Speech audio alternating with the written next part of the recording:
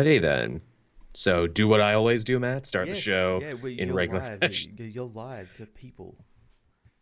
We're live, pal. Alrighty then. So hello and welcome everyone to the comic multiverse where the worlds of nerd meet. As always, I am your host, Joel. But you know what? I am not the most important person because Matt is the one bringing you the show live, and also he's completely changed what you're You seeing know, right now, making it look a little bit more professional, a little bit we're more in little interesting. we're in little boxes and stuff, and there's a big screen to the side, and which side is this side over here?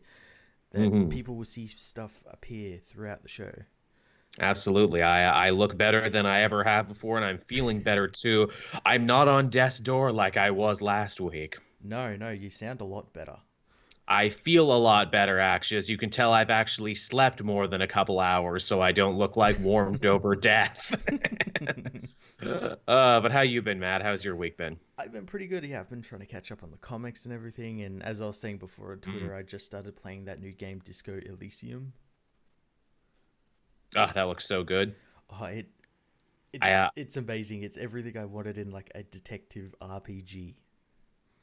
I believe I called it a Harvey Bullock simulator before, and now I Hmm. want to play it even more. And I can confirm that is exactly what it is. That's great. I guess I'll take this opportunity too because we are coming to you live Sunday night, 10 p.m. Eastern Standard Time over on Matt underscore FOS channel on Twitch. So, Hmm. hey, to everyone watching us in the chat right now, Jersey Luck, Tevya, Amazing Spider-Man, hello, welcome. Hello, Thank you for everyone. joining us. There's at least 16 people in the chat right now, so thank you for joining us on this Sunday. Hot damn. Yeah. A lot of people in the chat saying they just got done watching tonight's Batwoman and Supergirl. We'll do a little state of CW actually, because that's one of the news stories we have to talk about. It is. Yeah, so I guess with that we can hop on into the news proper. And our first piece of news here, this happened earlier in the week. I actually did a whole show on another podcast talking about this because that's just what a big deal it is. But Kevin Feige, see, I said it right that time. I didn't call him Kevin Feige. Kevin Feige has gained a brand new position within the Marvel Entertainment Company there. He's now executive creative officer, and essentially what that means is not only does he just have control over the movies, but he also has control over the TV shows, some control over the comics, and also the new video games too. Yeah, like this kind of came out of nowhere, and rightly so. Like it's kind of a long time coming, if you ask me. I Yeah, think he definitely deserves it with what he's done with like the MCU. He's proven to be someone who understands these characters. So it's definitely. great. It's great that he's in a place of even more power than he was before. Yeah, it's hard to imagine a situation where he would have more of a position of power and more sway, but now he absolutely has it. And I guess the thinking here is quite simple, and that is, look, you want good multimedia that makes sense and everything connects and everything feels important and everyone is going to want to see everything. It's all got to go through one man. So Kevin Feige is now the Marvel czar, and I, for one, welcome our new Feige overlord who will control our lives and our wallets. And, we are all puppets on a string to him moving forward. But let's face it, we already were. Yeah, yeah, we already were, and this also makes me wonder, like, what's his going to be his role with obviously Lucasfilm and the Star Wars stuff that he that got announced not long Um, before this. I'm hearing conflicting reports on that. Some people are saying that he's taking over all of Star Wars. Some people are saying no, he just wants to do one movie and they're letting him do one movie, but I guess we'll see. I think the people who want him to take over are the people that hate Kathleen Kennedy and Ryan Johnson and just Probably. like, oh, he's here to make it better and save it and everything. Those weird conspiracy theory Yeah, people is like, so as you can see here, Kathleen Kennedy and Ryan Johnson and the saucer people and the reverse vampires deleting the meal of dinner to hurt straight white males. And I'm like, okay, dude, this is an Arby's, man. Come on, calm down. sir, this is an Arby's. It's always an Arby's with these people, I swear. Now, I guess too, everyone's excited for this, and with good Hmm. reason. I know I am, because the dude has done good work up until now. He's done nothing to tell me that he won't do a good job here. But you think, at what point is too much for him to run? You think? Well, see that I don't think he enjoys the work. I know that because he is always talking about how he's a fan and how Hmm. He likes these characters, so I imagine it's not so much work for him, but more that like he gets to come and just like play with all these characters. Do what you love and you never work a day Yeah, in your life, exactly, basically. exactly. I mean, I think the biggest takeaway from this is obviously we've seen what he's done for the movies, we've seen what he's done for the other stuff. Can this now finally officially mean that Marvel Animation will get its ass in gear and maybe start making shows I actually want to watch? But maybe. I mean, we're getting that what if show, so maybe that could be like the jumping off point of being like, let's do this better. Let's bring back Earth Mightiest That, Heroes. that Oh, wouldn't that be nice? That asks an even bigger question too, Matt. Now that we are headed into the app Cold War as it stands right now, that we'll be, jockeying for our television time. The fact that he is now basically in charge of Marvel Television, and the fact that we have more or less heard nothing from Jeff Loeb on this, does that mean Marvel TV, as we know it, is essentially dead, and it's just all going to be app stuff now? And then, your Cloak and Daggers and your Shields and everything else, when those end, they just end? What's the deal, you think? Yeah, well, I remember back like before this news actually got announced, there were rumors that like Jeff Loeb would be retiring from Hmm. the Marvel TV side, so it kind of makes sense that with his role in there, now Feige's role in here, maybe they've rolled Loeb's role into that. Maybe, I think, if he felt that he was done hard by or something, I'm sure Jeff Loeb would let us know about it Oh on yeah, social media. oh yeah. He seems to be the sort of guy who's like, you can't get rid of me. I'm ass glued to the chair. You won't stop me. No one can stop me. No man, nor God, nor Feige can stop me. And borrowing myself in the office. Yeah, really. Get Scott Buck on the phone. I have another project for him for some reason. But yeah, that'll be interesting. There's been a lot of question too. What does this mean for a guy like Ike Perlmutter? Because essentially, this is like really changed the Marvel Entertainment power dynamic, where Perlmutter still technically runs everything, supposedly, on the comic end, Hmm. although he's been pretty quiet recently, and he has a job with the Trump administration, so you don't hear about him that often. But this basically puts Feige right under him, with a bunch of the other bosses looking up at Feige. I don't know. What do we think in the future is? Do you think all these people are going to play nice together? Because the rumor was, for the longest time, I mean, this might not even be a rumor, I'm sure it's been confirmed by now, that Perlmutter does not like Feige. Yeah, no, I think it goes back to that creative committee that was in during like the first phase of the MCU films, where Perlmutter was kind of like in charge of like all creative decisions. He had that committee that had like Bendis and all those people on it. Yeah, the Um, big brain trust. yeah, Casada. yeah. Then that got shuttered, and Feige gained back that control. And so far, he's got that. He's still got that control. So I have to imagine, with this new role, he still keeps that and maybe even gets more control. Whereas Right. Perlmutter doesn't really have anything to do with that anymore. I mean, Perlmutter is getting up there in years, and like we Hmm. said, works for the Trump administration. And I'm not going to say if that's a sinking ship one way or another, but I'm just saying. Also, isn't Perlmutter in like his 70s or something? So isn't he due to retire soon? He's another guy who I think if he felt his position was being, threatened by like the board of directors or that the powers that be, we would hear about it. Oh yeah, I don't know whether we would, because I know he's a notorious recluse, and Yeah, it's there's like, only been like two pictures of him. yeah, you can barely get a photo of him and anything like that. So I wouldn't be surprised if you never heard of stuff like that. And maybe that's just the case where they've like shuttered his role and gave it to Feige in some regards. I mean, another guy too who I'm surprised hasn't talked up yet is Casada, because basically the job, as they're describing it here, as the be all Marvel czar. It's like, wasn't that supposed to be Casada's Hmm. job back in the day? Isn't that what he did? Because he had contacts in Hollywood and he Hmm. came from like the Hollywood system. But it feels like Casada has less and less to his name every year, right? Yeah, yeah. Every now and then you get like something of him like drawing something for like one of the Netflix shows or something. You Yeah, never really yeah. see anything about him.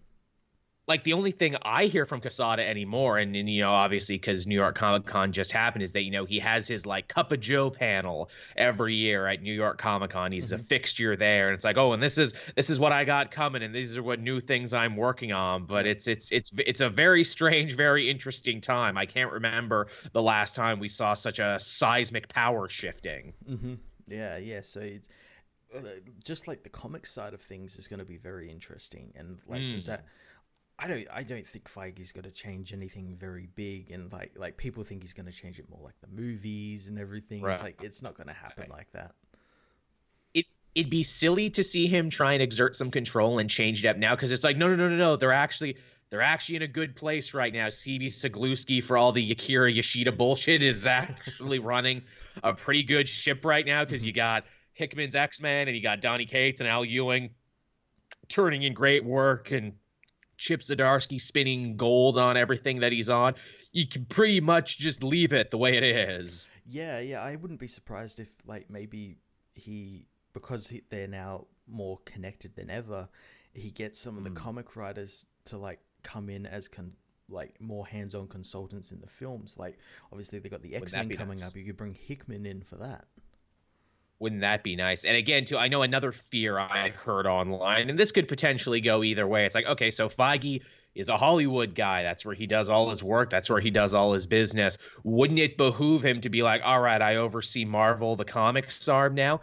You guys have to move to LA now, like DC did before, so you can be closer to me. Again, I think Feige is a fan, and as a fan, I think he understands how important New York is to Hmm. the Marvel ethos and Marvel in general, and that to move that company would kind of like cost it its soul in a weird way. And also, you saw what happened to DC during their move.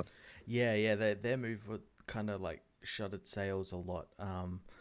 But yeah, It hurt them for a I don't while. think he'll do. I think there'll probably be a bigger connection between like his stuff in LA and New York now. Maybe there'll be uh like a second office or something.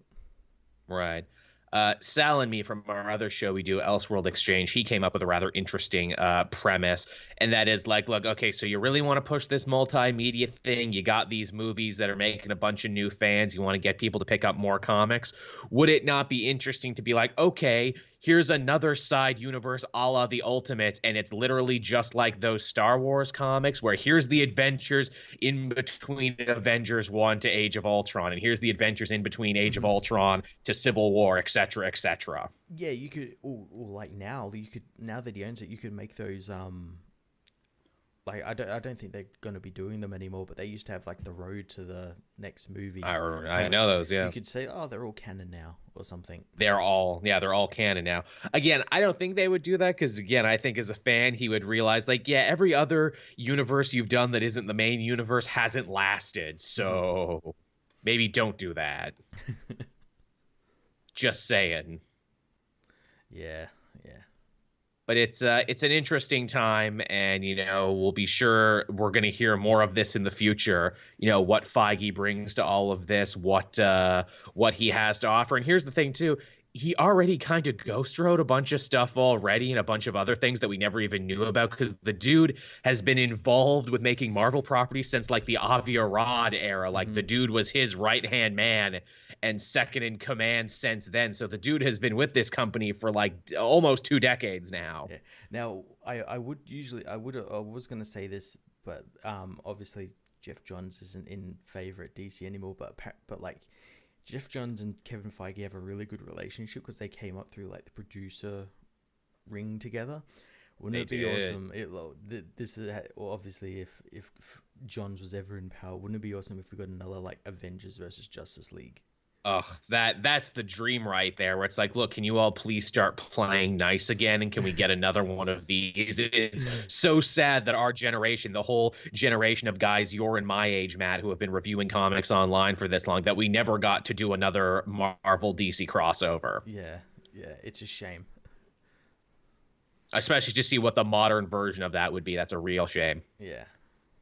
But yeah, so more on that as it develops. Moving on from there, we do have some DC news here. The solicitations came out this week, and we found out that DC's Birds of Prey ongoing, that's the Black Label Azzarello book. Yeah, we've decided to cut that down to just one oversized issue. The book that was going to be basically mirroring the movie where like Harley Quinn becomes part of it and everything. Yeah, we've decided to cut that down. We still totally care about it, though, and we still totally care about the franchise, the characters, and boy, we sure want something to connect. But yeah, we're cutting that down. You'll also still be getting the what is it, Sarah Connor, Jimmy Palmiotti one of questionable continuity because it's kind of a spin-off of their Harley book that was out of continuity. So instead of getting two ongoing Birds of Prey books, I guess they just decided to cut one.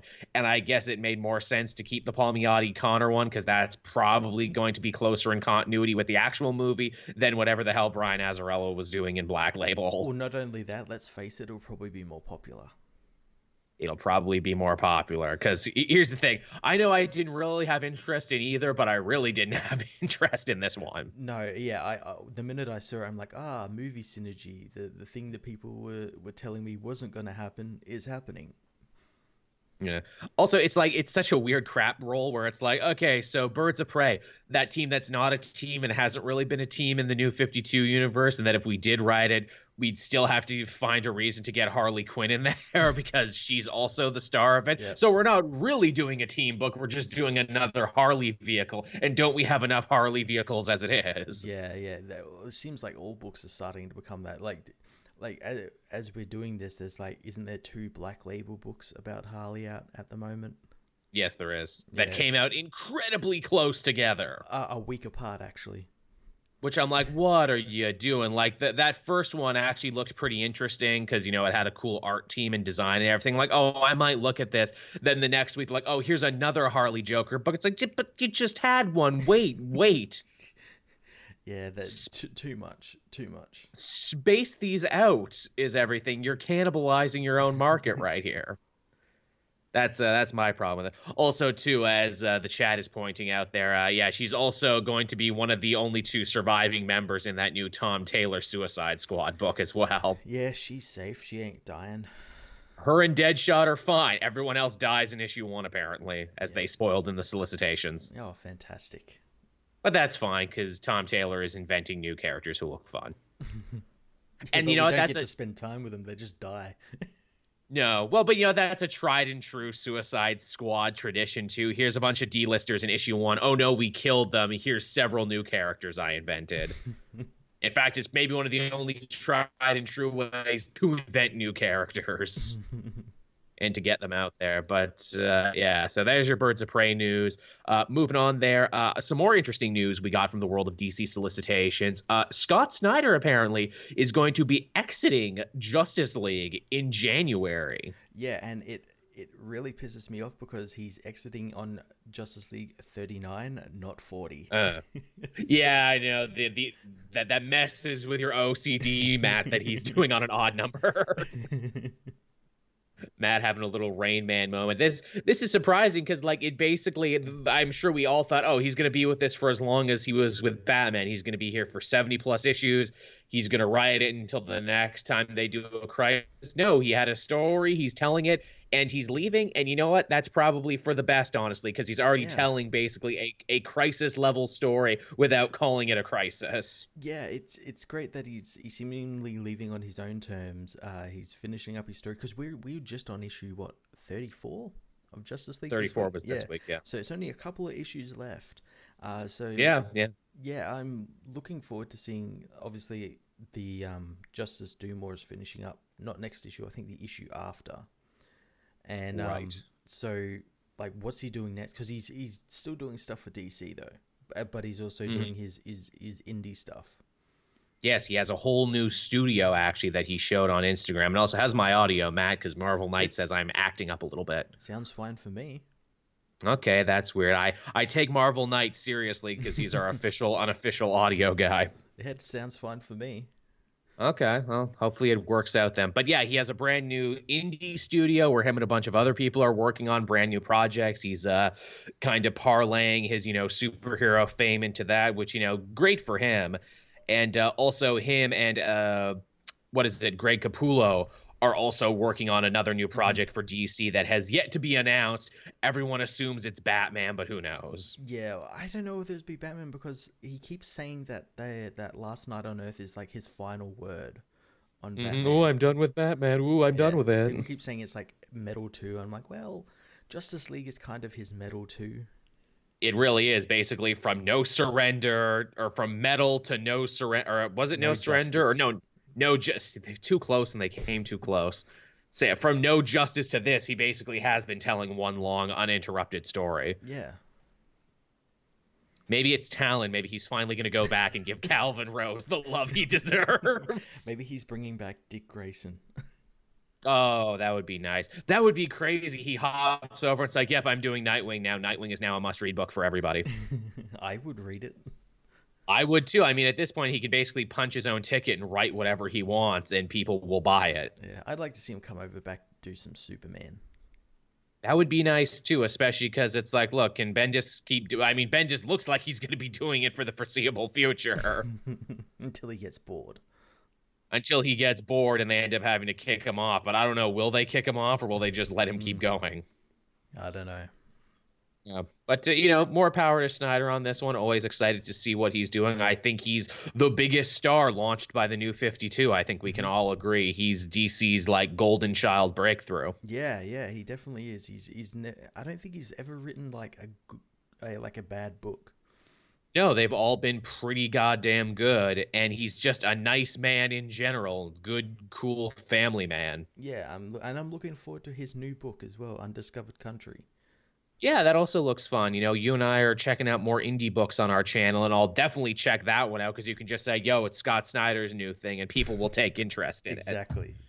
You know, the man who wrote the Batman you like? Well, he wrote this. You should read it because, you know, you got to support indie creators and everything. Yeah. I was saying too, yeah, you know, he's a nice guy, never fights with anyone on Twitter, doesn't let go like another certain person out there. Hey, Mr. Youngblood out there, we all know who you are.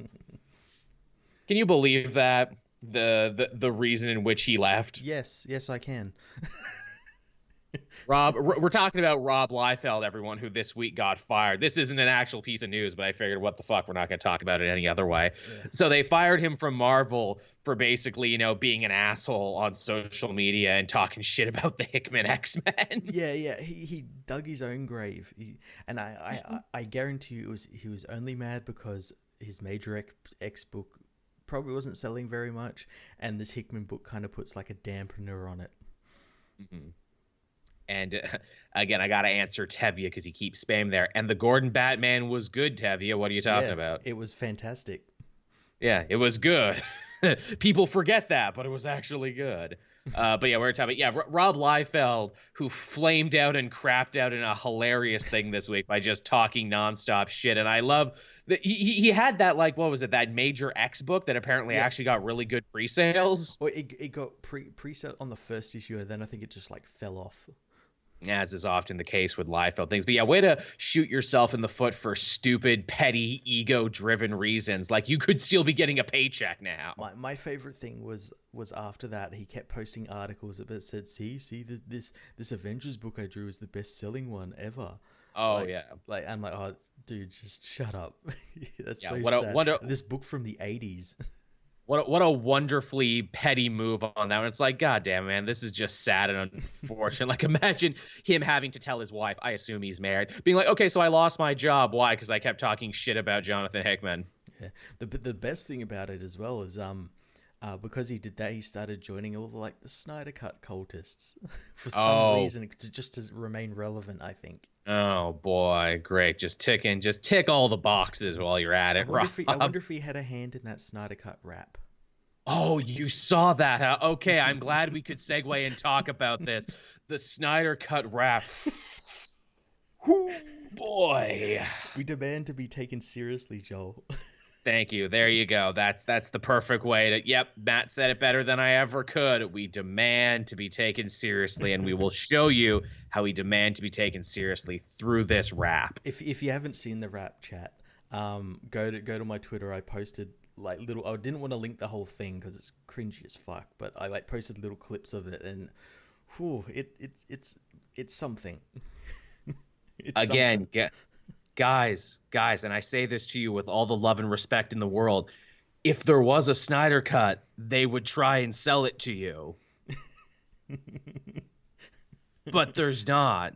Like, yeah, there might be footage, there might be another version out there, but they're never going to finish it because the movie was a financial failure. See, there is a cut, and it's called an assembly cut, and you can't sell that because it's literally everything you shoot put into a timeline.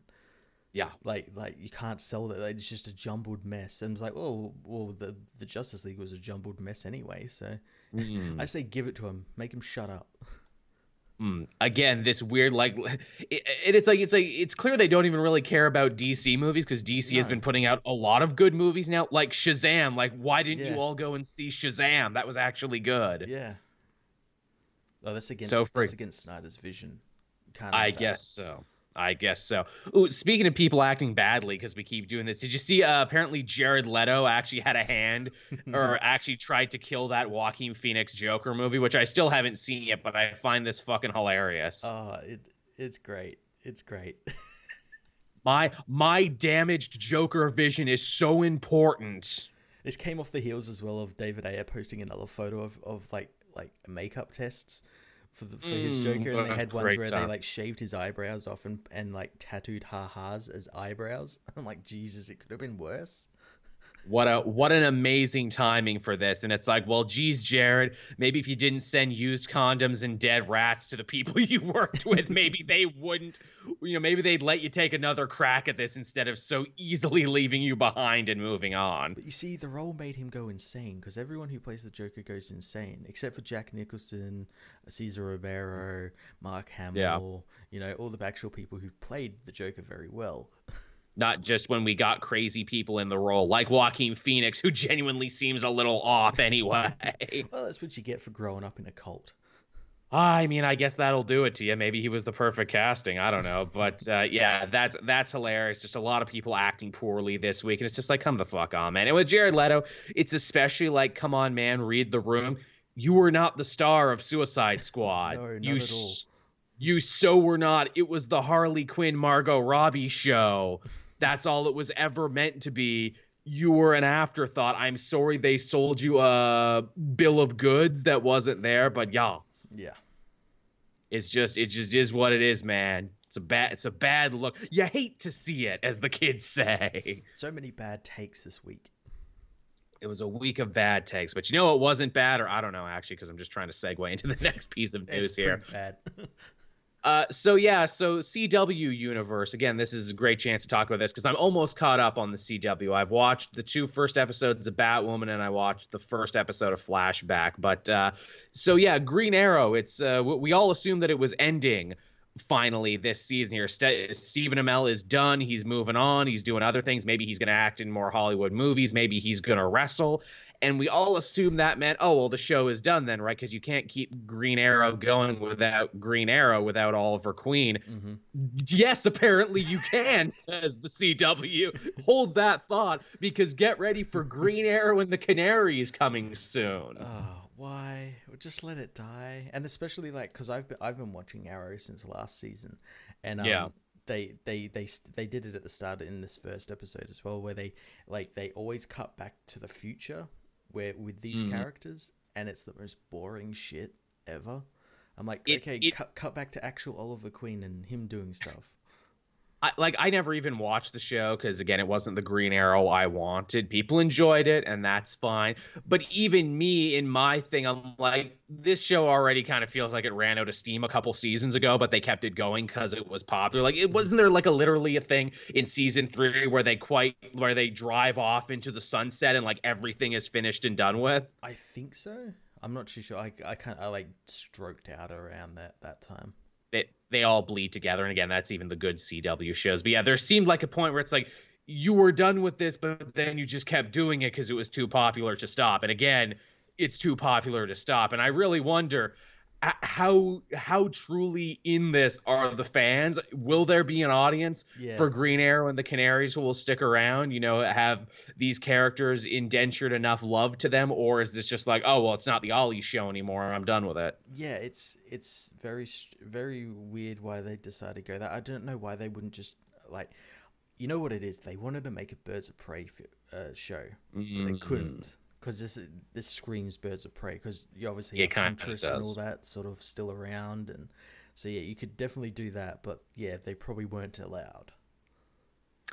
It's very interesting, and also too, I'm like, no, come on, we don't need a Green Arrow or an Arrow show anymore. Batwoman is filling that void for better or worse. Yeah, yeah. There's I would say though, watch this current season of Arrow because it's him traveling to multiverse other stuff. him traveling to other Earths with Diggle to try and stop the anti monitor and stuff. It's pretty That cool. does that does genuinely sound fun. That genuinely does sound like something I would be interested Yeah. in. So I just might.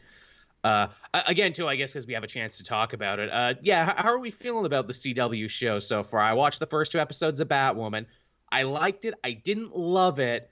There's a lot of changes they made. I wish they Mm-hmm. didn't. They really forced Batwoman that I thought was TV ready enough into the CW template. So it's like, okay, so now she has a stepmom and a And a stepsister. Oh, family wasn't and yeah. it's like, well, isn't that kind of just like Supergirl, and isn't that like Arrow? It's It's exact like yeah. that. Yeah, you got Luke Fox, the black nerdy helper who is useless. Mr. Terrific 2.0. He's both Alfred and Lucius Fox, so we got him. He's nothing like his comic counterpart.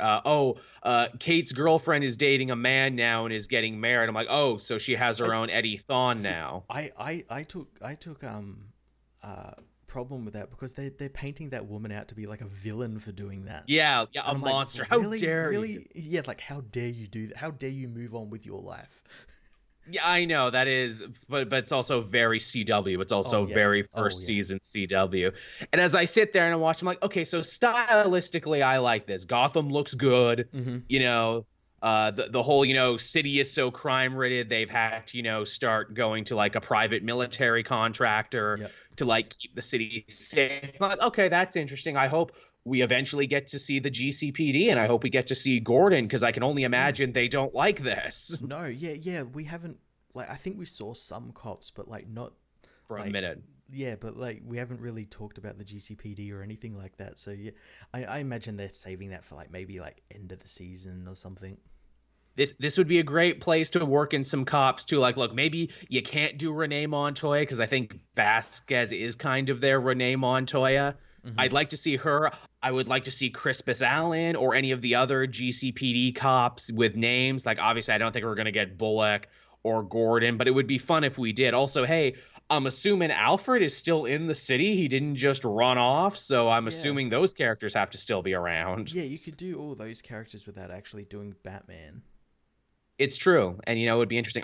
I still very much like Ruby Rose in the role. I think she carries herself well. She feels very much like Kate. She has a dry sense of humor, which I thought was a nice little counterpoint to the wackety schmackety Mm-hmm. Flash and Legends. Mm-hmm. Like she'll crack a joke and be like, was she joking? I think she was joking there. Uh, I don't like Alice. I hope we No, start getting some more interesting villains of the week because oh boy, that actress is not she's good. hamming it up, but like in the wrong And ways.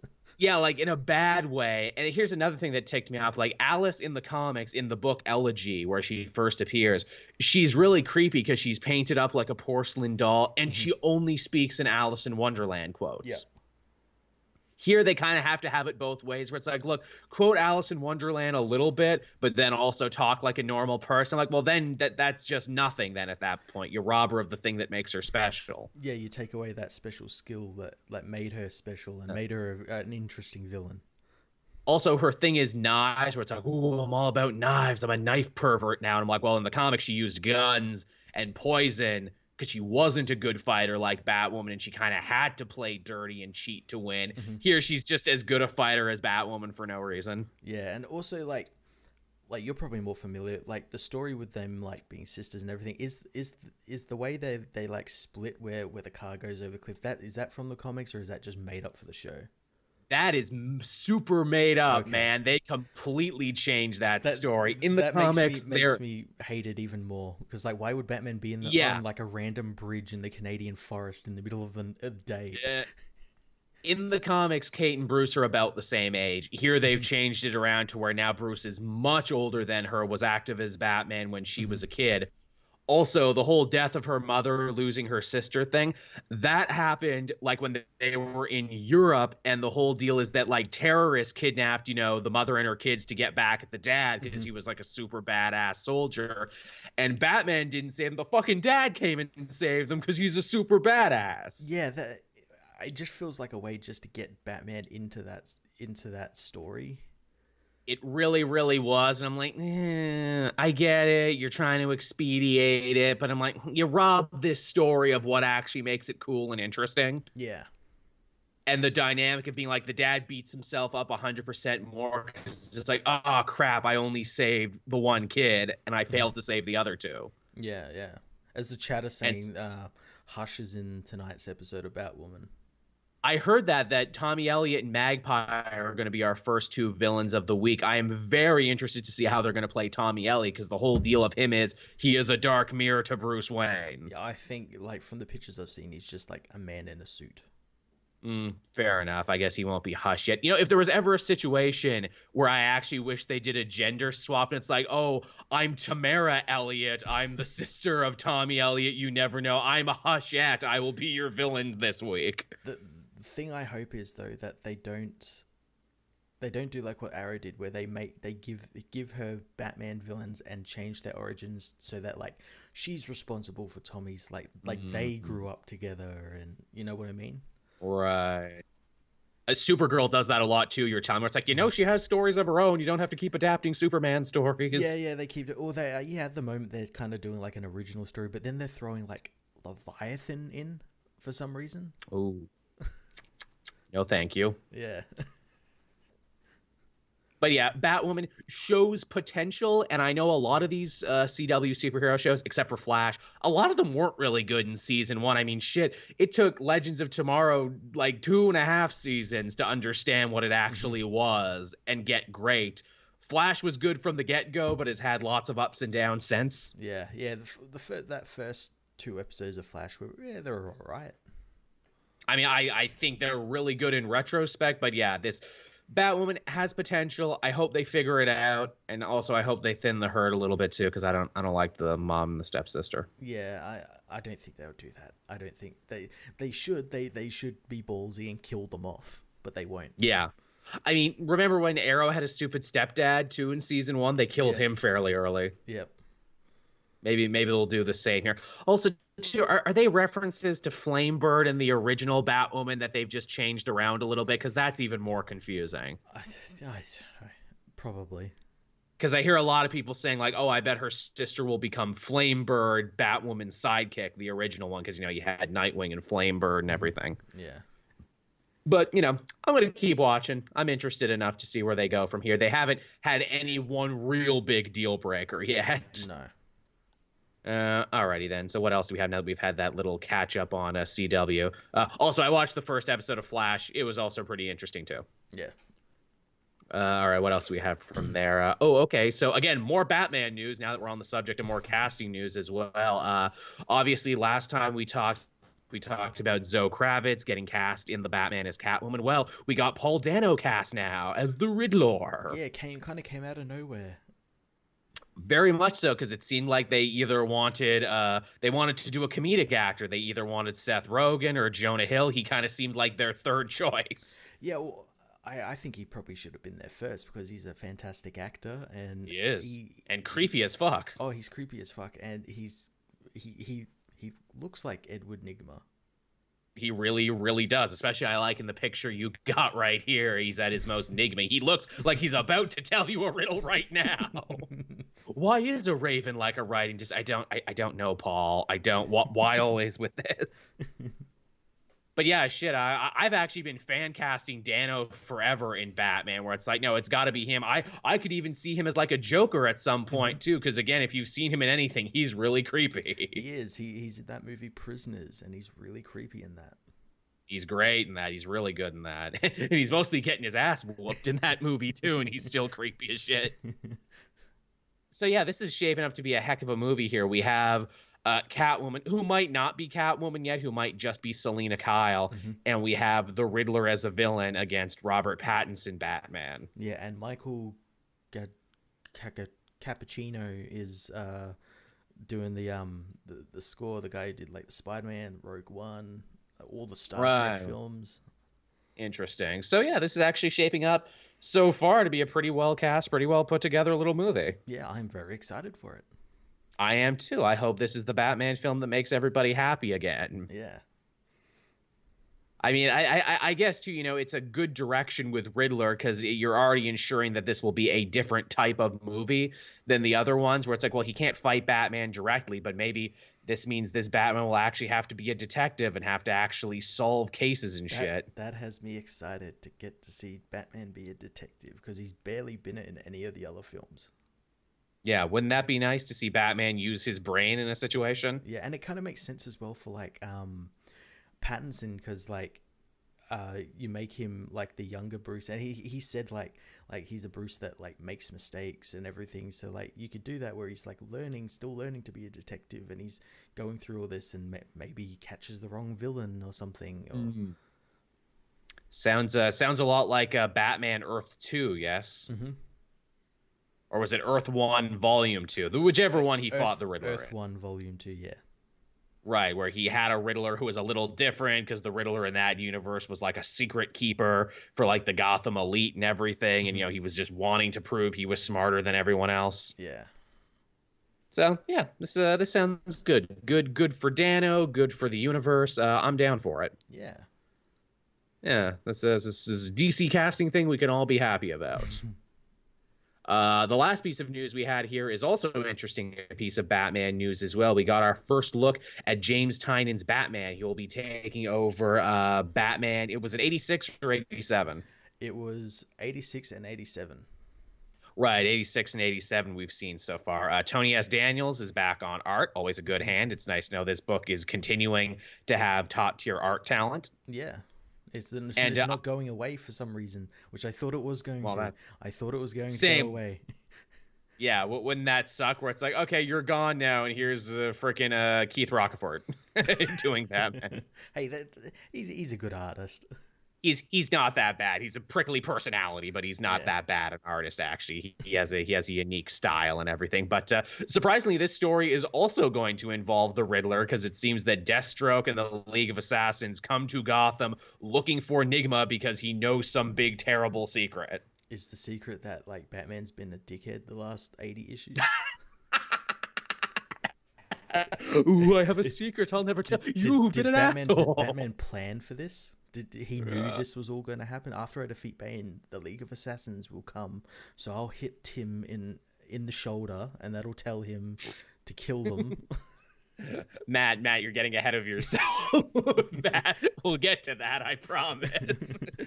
But also, yes, this is all part of the plan. And yeah, on this thing we can see here, we got Deathstroke, who I swear Deathstroke never looks the same twice in any comic. Yeah, this is his rebirth costume, or just before rebirth, I think. Something, I don't know. No one can decide what Deathstroke looks like. He's constantly looking different. We got Cheshire, who we haven't seen in anything for a long time, so I'm really happy to see her again. Yeah.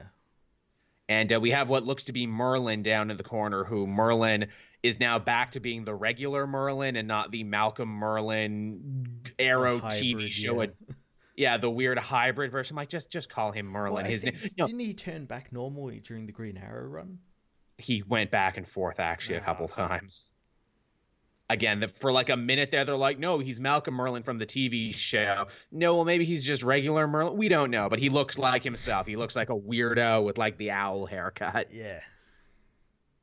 But yeah, I'm excited for this. I'm really interested to see what Tynion is going to do in what I guess will be a shorter time than normal because we got this DC 5G thing coming out that apparently is going to put a stop to whatever he's doing. Well, I think the issues he's like, because the book is monthly, he's at least writing it for 2020. Well, that's good. And who knows, he could be the one that transitions them over to 5G.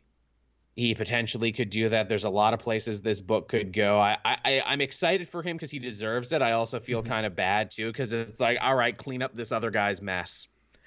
Yeah, that's it's gonna be very strange, very interesting to see what that issue 86 will be like. Like, Oh yeah. it's gonna be like flicking a light switch on, and like you'll be able Eh, to actually understand everything, and there's no like thing hidden meaning or like things that are just left out that you should have known but you couldn't mm. possibly have known.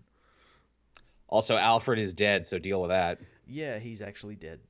But he's Yeah. alive in Doomsday Clock. But Doomsday Clock isn't canon, but it is. But it isn't because it was on that timeline. But I don't know. Yeah, who even knows anymore? That's fine. I didn't want a universe that made sense anyway. It's all up here, man. It's all you can't steal my head canon from me. We'll have another crisis coming very soon. Oh, I think we actually might, thanks to that Tales of the Yeah, Dark yeah, multiverse. actually, according to that book, yes, Yeah. actually. I'm like, wow, way to just fucking drop that on us, guys. Oh yeah, crisis incoming. So get ready for it. And I guess with that too, we can transition on in over to what we read this week. Yeah, we'll just talking about Batman. Let's start with Batman 81. Let me sum up my thoughts on this book in a sound effect. Wah wah. If you'd have told me that beforehand, I could have actually gotten a sound effect ready for you. Ah. See, we're this close to achieving our true form as the morning zoo of comic book shows, Matt. Soon enough, we will assume this isn't even our final form. But yeah, um, you know what? Here, let's you take point oh on this god, one. this issue is like we've both been reading comics for a long time, Hmm. long like decades, I would say. Oh yeah. We've seen some stupid shit. Oh yeah. But like this has to be probably the stupidest thing I've ever seen. Just mwah, just I wasn't stupid. I wasn't incompetent. I wasn't a danger to myself and others, says Batman. No, this has all been part of the plan since the very beginning, and I'm only explaining it to you I'm now. only pretending to be retarded. I'm only pretending to be really bad at my job. Bane didn't actually beat me. I let him beat me so I could beat him. Yep, that's Yeah. what happened. No, That's what happened. not only that, when a few issues ago he hit Tim and it was very out of character, and here we have a really Yes. roundabout explanations that he hit Tim, but he hit him in a way that sent the message that he has to go and get the family ready and sneak into Gotham and let Damien get kidnapped and Alfred be killed, Yes. and then they'll be able to defeat Bane. It's all part of a special code system, Matt. You see, he hit him in the face, which said all that. If he slapped him on the behind, that would have said something different. It would have said a lot of different things. See, it's all codes, and I love he says that it's like, yep, that was part of my plan, and I'm like, you also hit Gordon in the face a couple issues before that because you were Yeah. having a bit of a freak out there. Was that also part of the Also, plan? Is he also, also in on the code system? did you plan on having Dick get shot in the fucking head? Yeah, where did that sit in your whole plan? If I was on top of everything from the beginning and I had to let Bane know I was stupid, where was that? Yeah, so this whole issue is basically Batman explaining how he's such a genius, Mhm. and no one can get one over on him. This is Tom King saying this basically about him. Yes. And What's beautiful about this too is that it totally flies in the face of every person who ever tried to defend this book to me and be like, no, King's telling a down to earth, more human, fallible Batman. He's not Bat God it's like like no, Scott this is Snyder. just generic Bat God shit. Yeah, this is the most Bat God Oh shit yeah. because at least when Snyder and Morrison and other people do it, he's like, no, no, no. Here's me stating precedent, and here's me pointing to things from canon. Mhm. Here, Tom King's like, nope, totally all part of the plan. Yeah, it's insane. Like this man won an Eisner, won Yep. Eisners, multiple Eisners. Which I do not believe in that award No, anymore no, now I because of believe this. that's just like a popularity award now. It's nice to know, like, yeah, I was always able to say, like, well, at least the Eisners have a little bit more respect than, like, the Oscars or anything. I'm like, nope, it is a popularity contest, probably bought and paid for too. Yep, yeah. Oh, this it was shockingly how bad this book was. But not only that, so he planned for all this and everything, and Thomas Wayne Batman ends up fighting like the Bat family. Who and sneak into Gotham, no problem. oh yeah, they all part of the plan. Remember, it's all part of the plan. All It all makes the sense real still. only the only hurdle, of course, was Gotham Girl, who ended up not being a hurdle at all No, because she got sick and her powers don't work anymore. And Batman should have known that because the last time he saw her, she had amnesia. But apparently, because Tom King didn't write that book, he didn't remember that. no, yeah, and she was dying from that. And if she, and it said in that book, I believe, if she used her powers again, she would die. But then Bane had super venom, but Batman destroyed the super venom, even though he didn't in the book where he's referencing these events. But then Magpie stole the super venom, so Batman had to get the super venom back that Magpie was going to sell to Bane, and something. It's like, yeah, something. Yeah, so Thomas Wayne ends up fighting the Bat family, and they end up beating him, and in very like out of I Off wouldn't panel, say they beat him up off panel. yeah, beat him off panel, but out of like context, they're like, no, we're gonna beat you because this is fun. I'm like, they wouldn't do that. They like, if you change it to like, we're gonna do it for revenge for like Alfred, I'll be like, okay, I understand that. But like, they'll no, we're doing this for fun.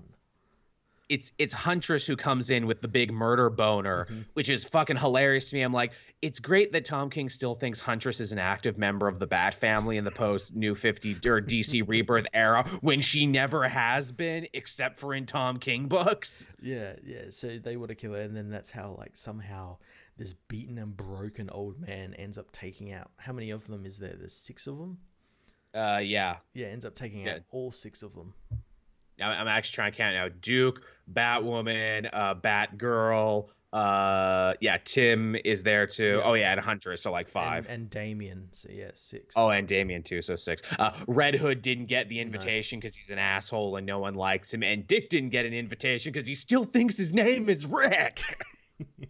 Yeah, so he ends up like winning somehow, and just like going and like he's like, I can beat Bruce because I'm Batman, and Yeah, I'm the real and it Batman. really sits badly with me because Tom King seems to think that Thomas Wayne's Batman is the exact same level as Bruce Wayne's Batman, but what you Mhm. need to realize is that the Flashpoint Batman is nothing like He Prime Universe. used He used guns. guns to like exact justice, not like fight or anything. He didn't go around the world and Mm-mm. train. So, Yep, didn't train his body and mind, didn't do any of that other stuff. He cheated and used and not guns. only that, even if he did, his body would still be old. Yes, he's still old, but he's fine. Shut up. Yeah, and not only that, we get no mention of Skeets. Skeets would have known all of this would have happened because Skeets is from the future. What's a Skeets? I don't remember Skeets. Did I write that in the story at some point? I can only think of my comics 12 issues ahead, Matt. That's all I do. That's a bit generous. More like 2 issues ahead. As Space Lord in the chat brings up, yes, and we're almost at the end now, and Tom King has yet to explain how did Thomas Wayne survive the destruction of the Flashpoint That's universe? not How going to did he? explain. No, Tynion's it is. probably going to explain that. Yeah, if at all. How did he meet Bane, and why did he agree to work with Bane when it seems like their, things they want, their ultimate goals couldn't be more different? Yeah, also, City of Bane. Bane's in the title. He's appeared in 2 panels in this whole story so far. He's barely had anything to do, which again, the bigger question, okay, so Bane used the Psycho Pirate to mind control all the other villains, except for Clayface, who apparently was there all the time as Yeah, well, yeah, secretly. that's another fucking thing. Also, yeah. Batman placed him in Arkham. Yes, he's like, oh, I had my friend Clayface here to make sure no one got hurt, nothing got too serious. Lots of people did get hurt and get killed, Batman. What was Clayface doing? Shut up. Also, wasn't Clayface in the outs with the Bat family the last time we saw him because Yeah, he Batwoman like tried to kill him? Yeah, like, didn't he leave being a hero? Also, shut up. Again, that's what James Tynion wrote. Which is funny that all these characters and all these plot lines from his story actually showed up here in this issue. Yeah. But yeah, boo this comic. And also, we get some weird thing at the end with Bullock dancing around naked in the fucking bullpen of the GCPD. What the fuck was that? And a character sings again because King really seems to like it when characters sing, even though, again, if you don't tell us what tune the song is. Oh, it's so annoying. It's insulting. it really like it's almost devolving before our very eyes. Like I wouldn't be surprised if the last issue of this is just like a bunch of blank pages. It'll just fuck Or you like written over them. or if Tom King goes all the way completely and pulls a full Grant Morrison and just Batman goes to talk to him like in the DC offices and like, okay, how are we gonna end this? You know, because the story has been so generic, I would not put it past them if somehow, like, the last issue happens and then we see that this has all been in Batman's head and he's still on top of that plane that's just about to hit Gotham from the first issue. Yep, I very much think that's a way they could go. Like the Justice League come in and save the plane or something.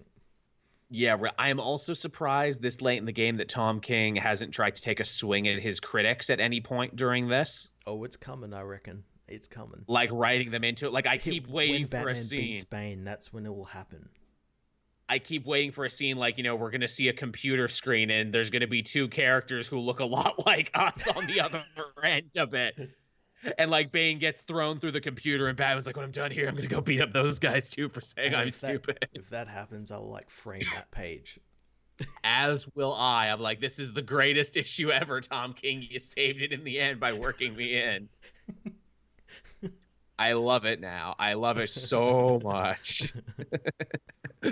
All right. So that was Batman. More of the same. What else did we want to talk about, Matt? What else was this week that caught your eye, caught your fancy? We had Absolute Carnage issue 4. Yeah, we did. This one kind of slows it down a little bit by telling a story entirely from Eddie's point of view, and you're like, oh yeah, this is a Venom event, isn't it? This is his story. I forgot. This is Venom. It slowed things down, but also it, unlike the first 3 issues, it didn't really get into that whole Venom Eddie relationship as much. It was mainly relying on the action, which was Hulk beating the fuck out of Carnage, and yet still not being strong enough. No. No. I do love the line, and I think Donny Cates should get an award for this, being like, hey, Hulk, I've seen your green door, and I want to paint it black, which I'm like, that is the best goddamn line ever. It is. It's a really damn good line. It's so fucking clever, and it's going to be lost on so many people, and I'm so glad he put it in.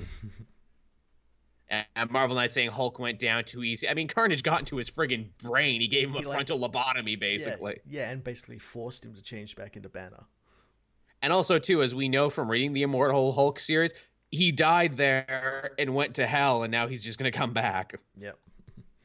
Because that keeps happening to him. But yeah, I like Eddie picking up Captain America's shield and like, valiantly trying to fight and defend everyone else for 10 minutes. That was cool. I like that. I like what he was saying to like Spider-Man, where it's like I'm useless here. Like I don't have Venom. I'm useless. So I'm gonna go out there and defend the Avengers and try and give you guys some time. I thought that was pretty cool. It's a really nice come full circle from Eddie for being like a complete selfish dill hole in the first like arc to now being like, oh, I have a son, I have things I care about now. Yeah, he's got responsibilities now, and with his power becomes great responsibility. It's a very Spider-Man moment. That's very fun. Apparently, people who read the Miles tie-in were a little pissed off, though, because Miles comes back here and is a bad guy, despite the fact that apparently at the end of that miniseries, Miles took control of his symbiote. Ah, really? Yes. And I'm like, well, that's disappointing. I'm glad I didn't finish it. Yeah. Also, too, that was a nice bit of coming full circle, too, where Eddie's like, look, Miles, you helped save me when Null took over me in issue 1 of my book, and now I get to repay the favor to you. Yeah, I thought that was pretty cool. That was a really nice touch. But yeah, all in all, fun little story. We find out that Eddie can actually use the other codexes to get another suit. Yeah, he uses all the other codexes, and I'm wondering if that obviously, because the dialogue makes it seem that like he then gains the skills of all the people who have had them. So like Captain America, Wolverine, Hawkeye.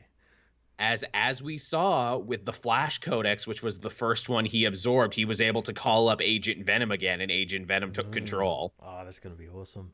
So Eddie literally has an entire Avengers Legion in his head, to where I'm like, does he get to keep that when the event is over? That'd be pretty cool. Because if so, Venom just got super OP, and then I'm like, is that what Venom Island is about? Is that Venom trying to let all the codexes go and they have to fight each other? Go free. You're free on the island.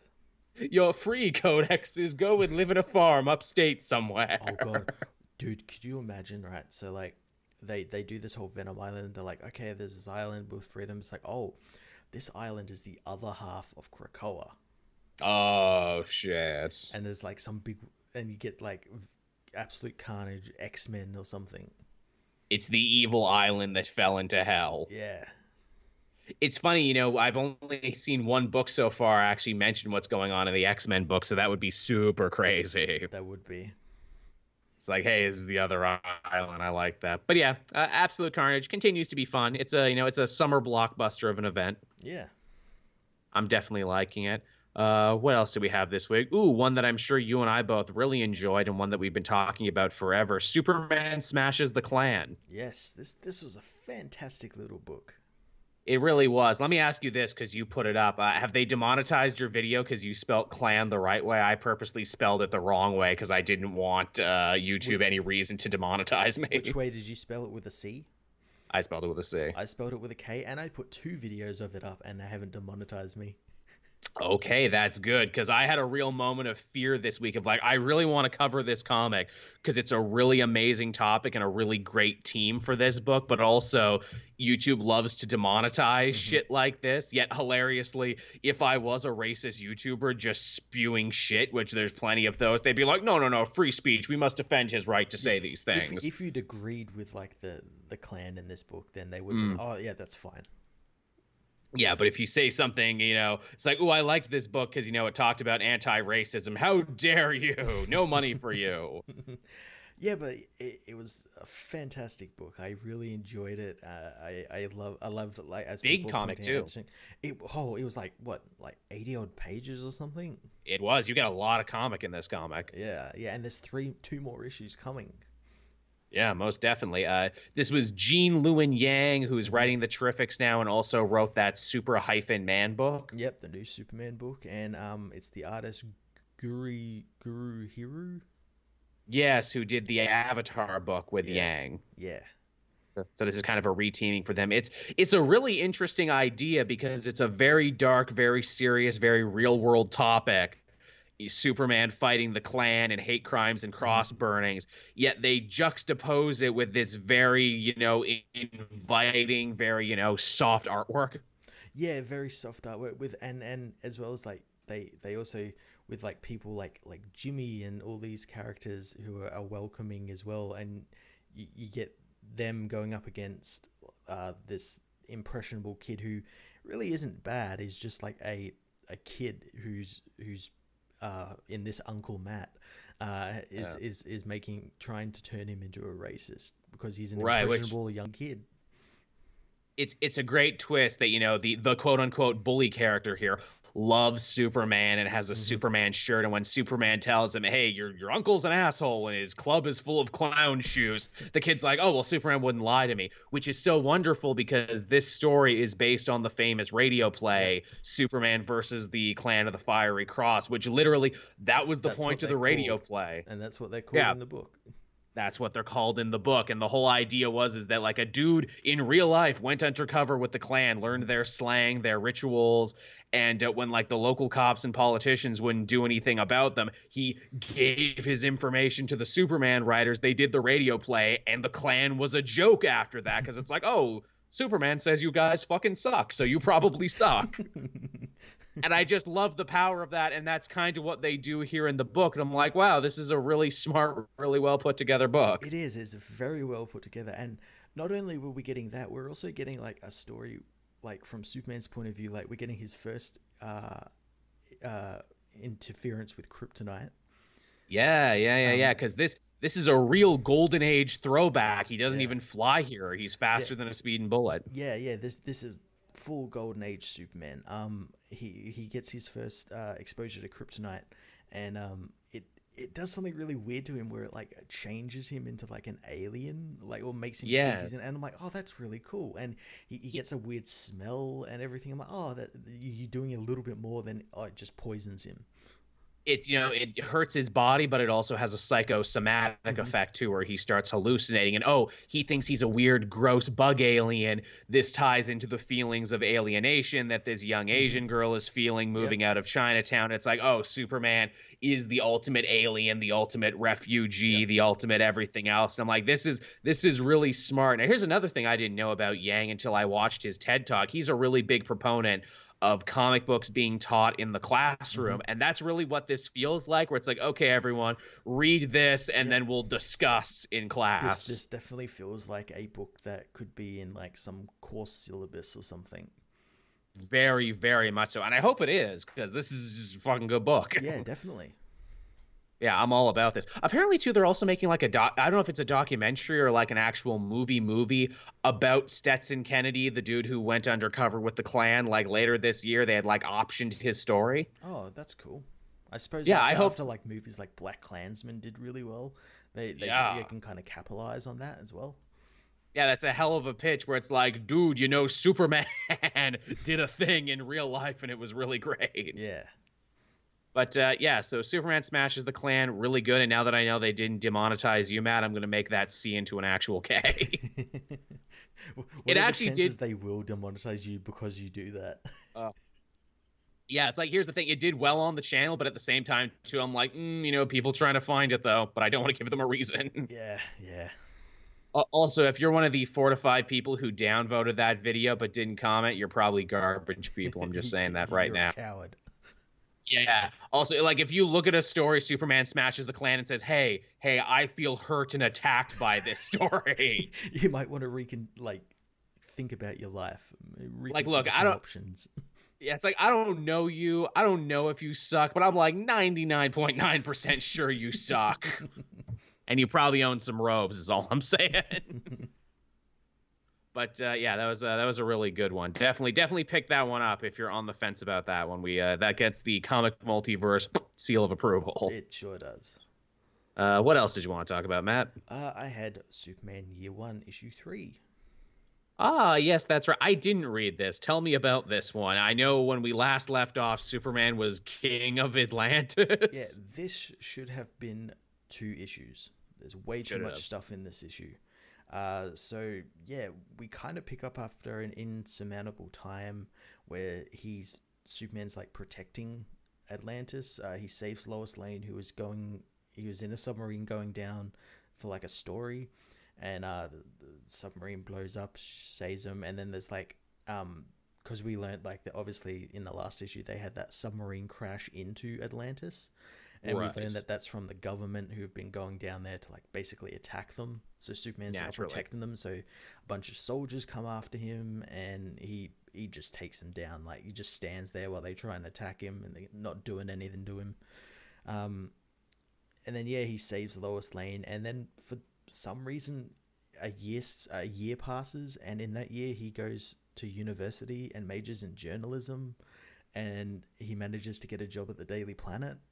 Like none I of that mean, is I mean, it's just explained in one page. I'm like, why isn't that an issue?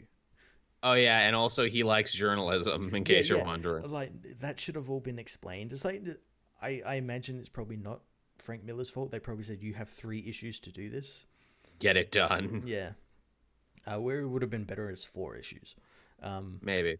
but yeah, he goes to Metropolis and he meets Perry White, and Perry White says, you got a job, do it. He ends up seeing Lois, and because Lois only knows him as Superman at this point, he gets the Mm-hmm. disguise. He gets the hat that changes the shape of his head, the glasses that kind of Ah, change the eyes, and then just goes to work. And he's classic origin stuff. yeah. He ends up going into the city and just starts prioritizing all the crime, and it's done in a really cool way where he's like, okay, well these crimes are more important than like this guy stealing a newspaper or something. So we're trying to answer why Superman doesn't stop all crime all the Yeah, time. yeah, basically, and he stops a bunch of robberies, like a domestic abuse situation, and it is Hey, cool. like in the Golden Age. It's cool. All the people he arrests, he ties up in duct tape, like like covers them in duct tape. The red green of superheroing. um, I like it. and then the news get wind of him and everything, and then there's like this big hostage situation at LexCorp, And this is where the book starts getting weird, because Superman goes, he saves like the little girl, he like takes down the hostage people, and then like him and Lex start talking like they've talked before, and up until this issue they haven't met. Does that feel like something we lost in the time jump there, them meeting? Because I know like Lex is from from Smallville sometimes. Yeah, this feels like I had to like reread like some of the issues. I'm like, have I missed something? Because Superman talks to him like Lex sent him there and to like deal with this, but he didn't. But then now they're kind of friends, and Lex introduces him to the world and says that he'll become a licensed officer of the law, and and Lex is trying to pit him against Batman, because now Batman's in this book. So we're Batman v Supermaning it now? Yeah, and then Batman shows up and he destroys like an arms dealer's tanker and Lex is trying to pit him against Superman, and he doesn't know how to do it. Is he crazy Batman like in the last couple Frank Miller stories? No, he's like kind of young Batman who uses like a gun with rubber bullets, and which I guess is also a Golden Age throwback. And yeah, he's just like a young Batman. He's barely in the book. And then Lex is teaming up with the Joker to do this, because the Joker's now in this book. Was not expecting that in a book called Superman Year One. They end up coming up with an idea to like push a drug out onto the streets to like get these two heroes to fight somehow. Batman stops that immediately, blows up all the drug labs. So they're like, okay, what do we do now? And Lex is like, oh, well, Frank Miller writes a lot about drugs, but I don't think he really understands them or has ever tried drugs. No, I don't think so either. So it's weird to hear him talk about them. Yeah, and then Lex sues the Daily Planet for like siding with like terrorisms and stuff, and like reporting on terrorism, and that somehow brings Superman and Batman to blows somehow. Again, this is all rushed through at the end of this issue. This is probably, I think, 4 or 5 pages before the end. Miller just cannot help but have Batman and Superman fight, and I'm sure in the back of his head he's like, no, this is cool, because in Dark Knight Returns they'll fight again. The fight goes as you would think, and Superman wins, and then he's stopped by Wonder Woman somehow, because she's in the book now. And she has the most ham-fisted dialogue ever. She like stops and is like, no, we can't do this, because from now on we fight for justice and we are a trinity. I'm like, where the fuck is this? What the fuck? And then they all go to Lex Luthor, and she ties him up with the lasso, and he admits to all the crimes and everything. But then he also admits to like knowing that out in space Brainiac is alive and he's got Kandor, and then Superman leaves Earth to go find Kandor and Brainiac. I'm like, what the fuck is going on? Sequel hook, Superman Year 2 anyone? And then that's where the book ends. I'm like, okay, that was rushed as fuck. It was great. Like the dialogue and everything was great. Like seeing, because somehow Frank Miller understands Superman. A little bit, yeah. Somehow. That sounds better than I thought it was, but not so good I want to pick it up. Oh yeah, it's completely rushed. It's like the book starts off slow and then it just like barrels through once he gets to Metropolis. Amazing. Like, this would have been better as 2 issues. I bet. All right, what else do we have going on? We had again, keeping it with the DC thing and keeping it with the Elseworlds. Tales from the Dark Multiverse, Batman Nightfall. Yes, which might end up being required reading for this upcoming crisis. Yeah, that they just, again, they trot out Tempest Fugonaut again. Hey, remember me from the Dark Multiverse? I try to forget you, Tempest Fugonaut, but yeah, you shitty Galactus Watcher knockoff, you. Well, don't say I'm that stupid, because I'm also the fucking Crypt Keeper for what is literally just Tales from the Crypt, but with superheroes. Yeah, and it was a pretty good book. I enjoyed it. It is. Higgins, SNYDER, they know their stuff. It's, hey, what if Batman didn't win his fight with Azrael, and what if Nightfall like dragged on for 30 years? Yeah. Azrael, or Saint Batman, ends up like burning all of Gotham to the ground and then rebuilding it where it's all just like churches and shit now. He knows what he likes in his creepy cult state. I like he gets his own sidekicks too, the Torchbearer and the Cardinal. Yeah. I'm surprised he didn't have like, and the shotgun nun and all the other church things and the choir boy. They're in the sequel. They're the sequel. Oh, I'm fine with that. Yeah, but he's that, and he's like addicted to Venom now because Venom's like Which keeping him alive and allowed and like active. I like. It all comes back to Venom. That's a nice little touch there that he couldn't say no, as the kids say. He didn't dare to not do drugs. No, he couldn't say no. But yeah, he's addicted to Venom, and he's kept Batman or Bruce alive. He's basically like RoboCop, Alex Murphy, and it's like head in a jar. Because he's so petty, he won't let Batman die until he admits that he's better than him and he saved Gotham. Yeah, and Batman won't. His suit's pretty fucking cool, though. Azrael's suit. Yeah, it is pretty cool. What is it with Azrael getting all the best damn redesigns between this and Batman White Knight 2, and even in Odyssey he got a new suit? Yeah, he gets some... I guess it's like they basically, just make Iron Man a Batman. I guess. Here he kind of looked like a fucking judge from Final Fantasy. Yeah, he looks really cool. He did. As the chat's saying there, too, Bane's kid is awesome. Yes, chat, Yeah, I agree. He was really cool. Is it Torin or Taurine? I assumed it was French, like that little knife that you use to cut radishes, a Taurine. I don't think it was that. It's like, I am named after a knife that cuts radishes. Well, I think like Taurine is literally French for little knife, and I'm like, yeah, that's what Bane would call his kid. Hello, little knife. One day you will be a big knife.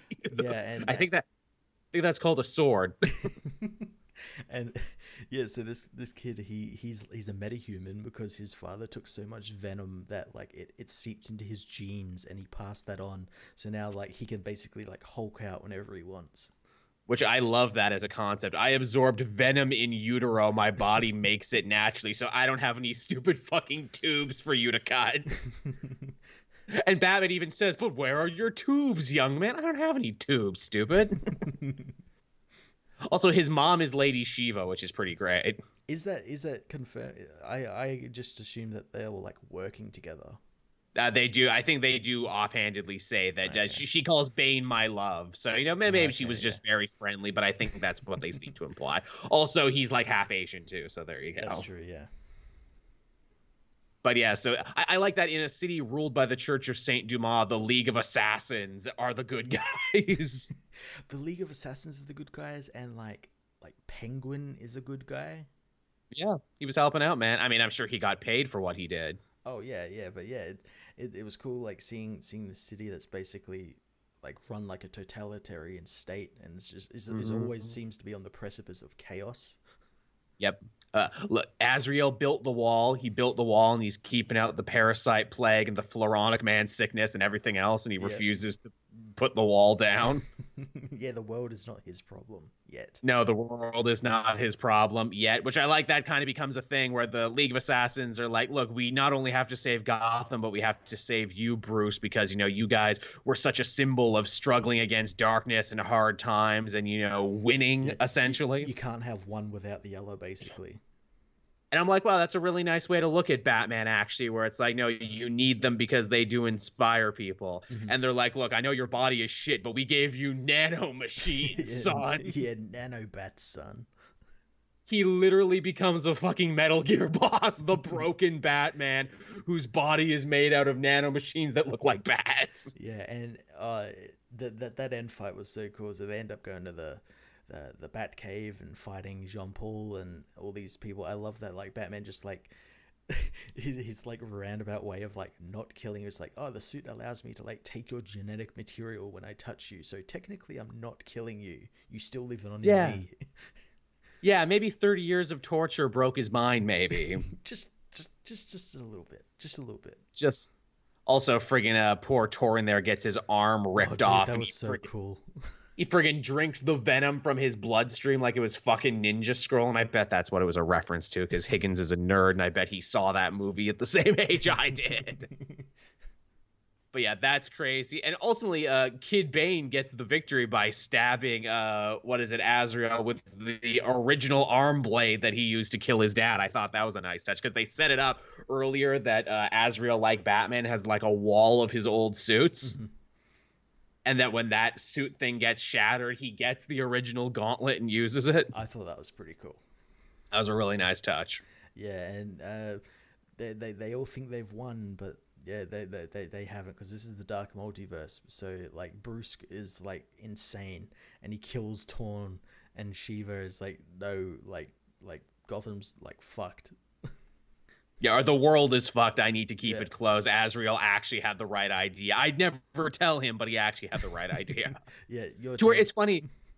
It's funny. It's a dark multiverse story, so like I shouldn't have been surprised that was the ending, but I was so with it and so on the side of Lady Shiva and Kid Bane and everything Yeah, else that when yeah. he did kill them, I'm like, oh yeah, dark Well, not multiverse only that, it shit. was how the story is set up with Tempest Figure going there and looking for heroes who could help with it. Yeah. And I'm thinking, oh, maybe there are like some Earths where he could like intervene somewhere and get that Hmm. hero. I'm like, oh no, even him at the end, he's like, well, that didn't work out for me.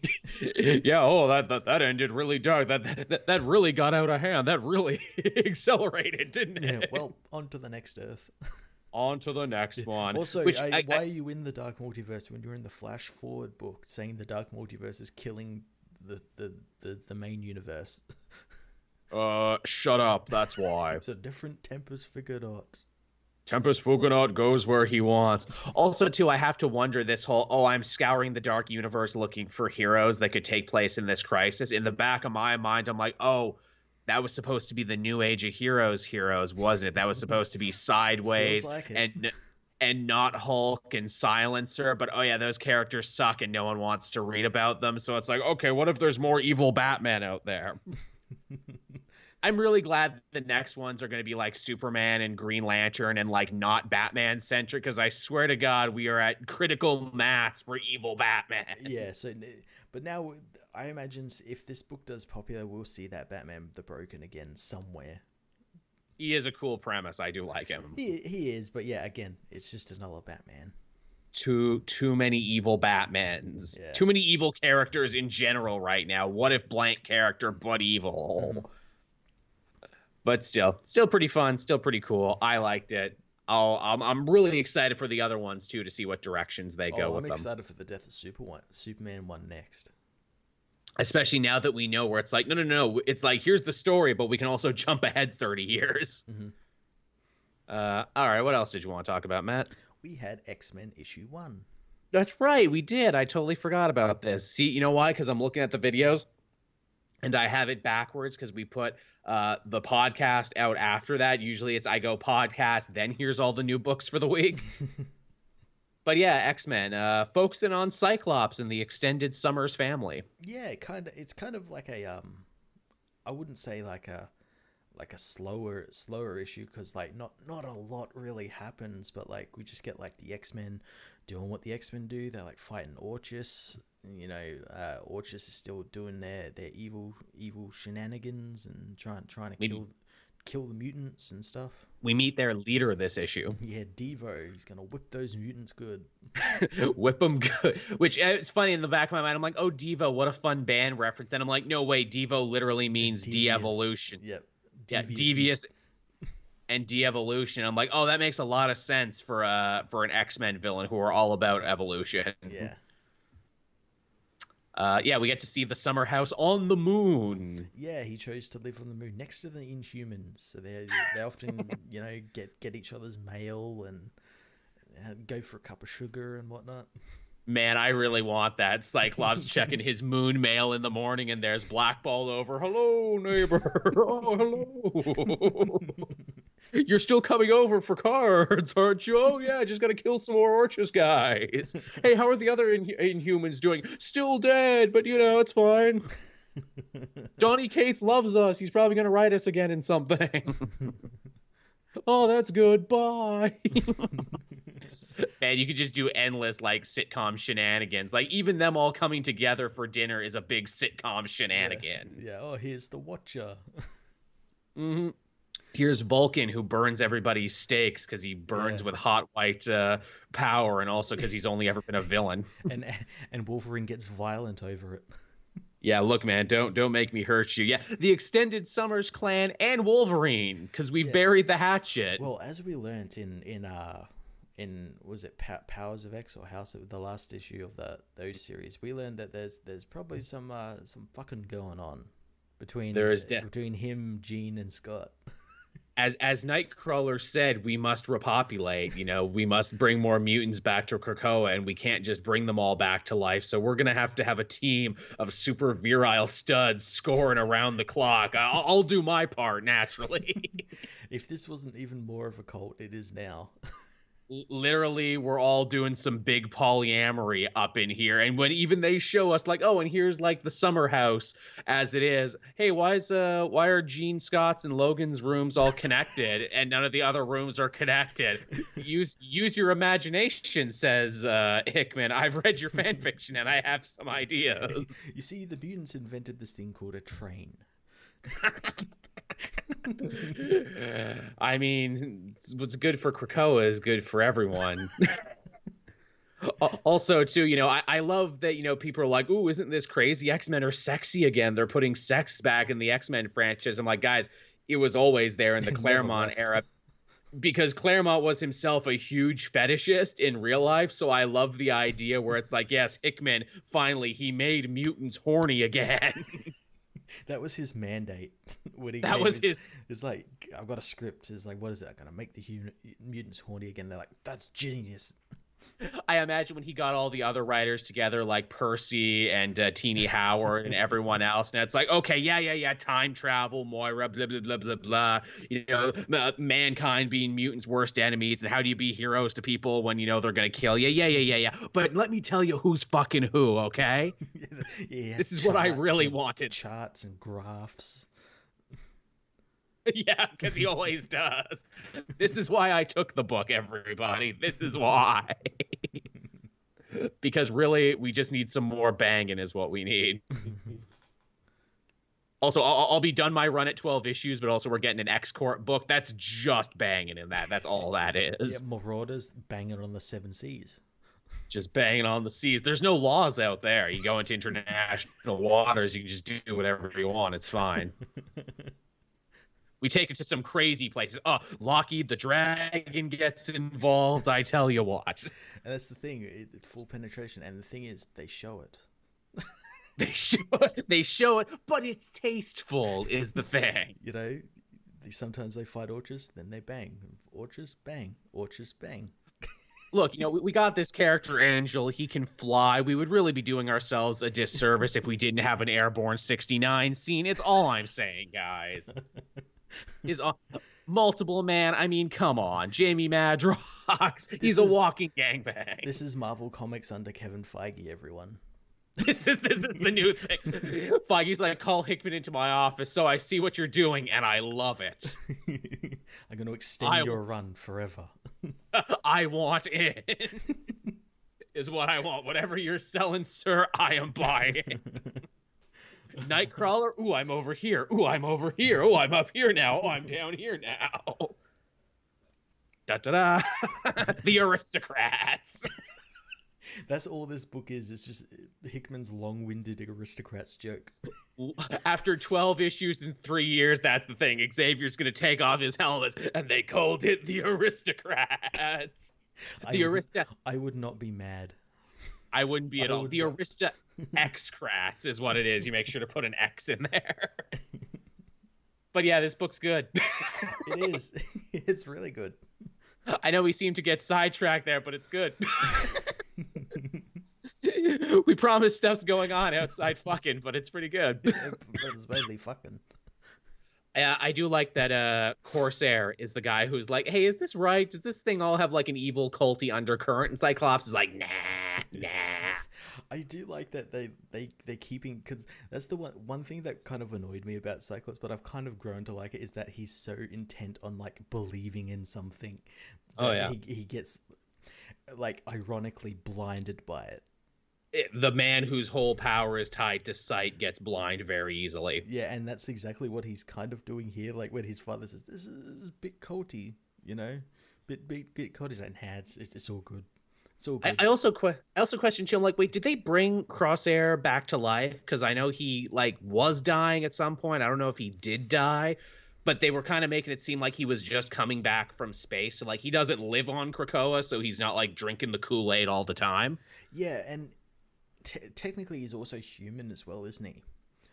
Also that, which they bring up in that book, where it's like, look, the Summer family has a lot of friends who are aliens and non-mutants who kind of get to come and go, and that's like not good for them. Yeah, and then they made a whole point in like through House and Powers that like, oh, Humies are bad, and it's like, Yeah, is this gonna end up being like a thing where like certain people on Krakoa get mad that there's like Corsairs there because he's a human?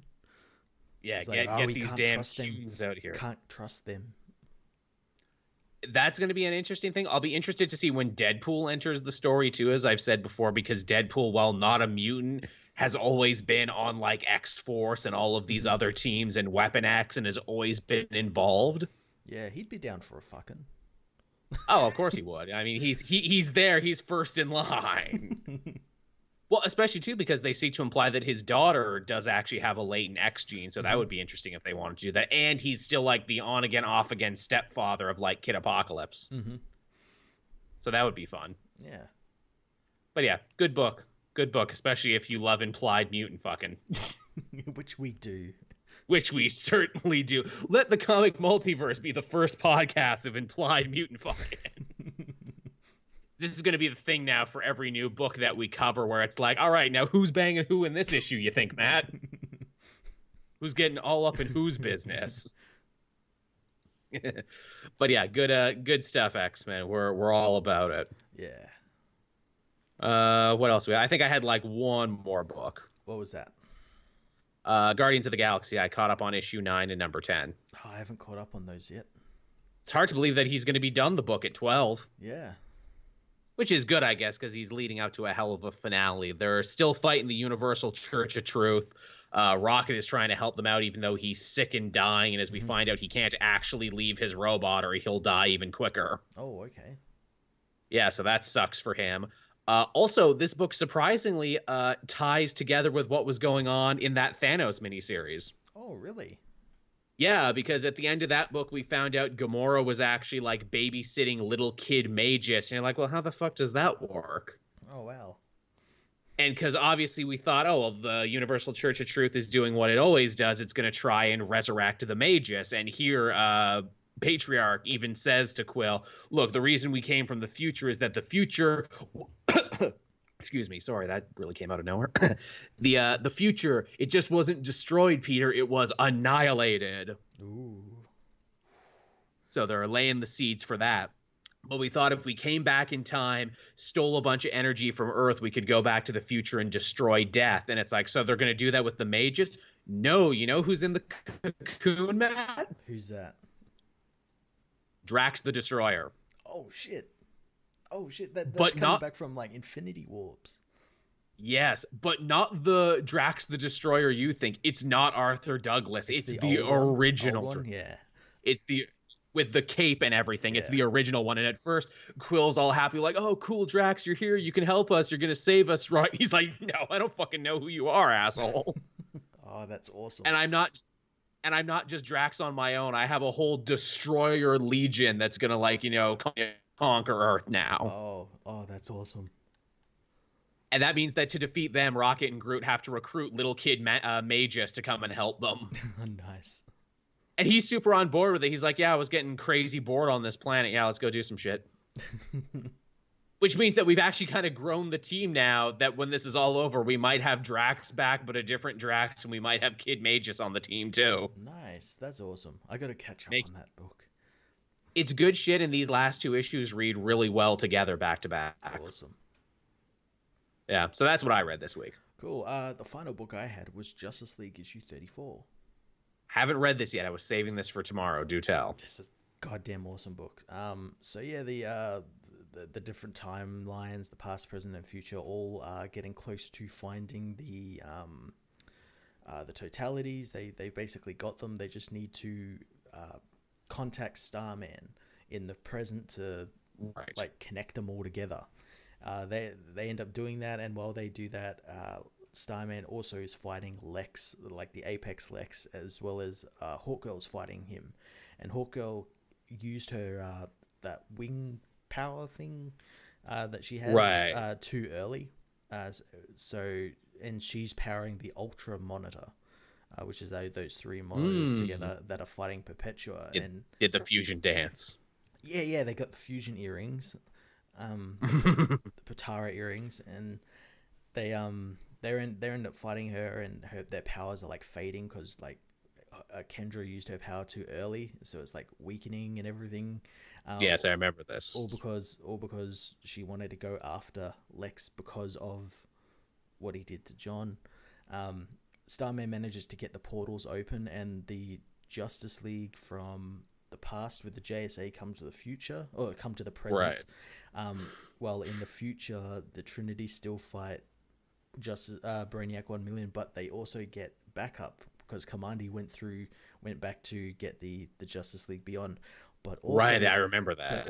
he got the Kingdom Come universe. He got Oh shit. the he got the fucking Watchmen.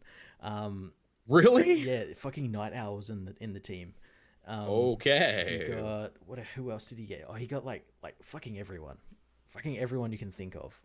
He was busy. Yeah, to end up fighting them. They actually end up getting back there, and then it's like they're just about to win, and then Kendra breaks off to like kill a distracted Lex, but she doesn't succeed, and it fucks everything up, and Perpetua ends up unlocking the seventh power and like fucking up the world. Oops. Yep. Oops. And now we only got a couple more issues to fix this. Yeah. Well, like I think this story only has two more issues. Like this Justice Really? League more, I think so. Unless it's going Huh. all the way till 39. I assume that's what they'd be doing, but I could be wrong. Because I thought issue 39 was going to be sort of like a tie up of everything. So Mhm. maybe to issue 38. Who But it knows? feels like a penultimate sort of like this is the start of Act 3. Yeah, that's kind of what you're describing to me. Yeah. Yeah, but it was great. It was great seeing all these like they're balancing three storylines that are all pretty complicated, and it reads Mhm. really well. Sounds like a love letter to the DC Oh, universe. it's blast! It's an absolute blast. That's good. I'm glad to know Scott Snyder's going out with a big old bang in that book. Hmm.